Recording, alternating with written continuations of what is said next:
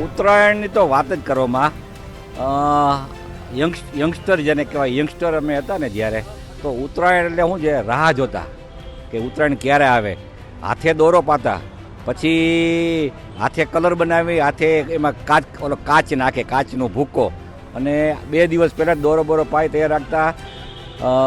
પતંગોમાં કાના બાંધતા, સાથે મિત્રોને બોલાવતા કાના બાંધવા માટે, અને એમ થાય ઉત્તરાયણ ક્યારે આવે. ઉત્તરાયણની સવાર 6 વાગે પડે ને ત્યારે તૈયાર થઈને નીકળી જાય ખેતર જેવી જગ્યા ખુલ્લી હોય ત્યાં. એટલે એ આનંદ કરવાનો જ પ્રસંગ હતો આખો. પતંગોત્સવ તો મકર સંક્રાંત તો એક ખાલી તહેવારનું બાનું હતું. બાકી અગાસીમાં જઈ અને દૂર દૂર કોણ સારી છોકરીઓ છે એ અમારું વિઝન હતું. કારણ કે ઉંમરનું કામ કરે ને ભાઈ, પછી પતંગમાં રસ ન હોય આપણને. આપણે શું હોય, યંગ લેડી કોણ છે અને આપણી સામે કોઈ જોવે છે કે નહીં, એ માટે આપણે અગાસીમાં ચડતા પતંગના બહાને.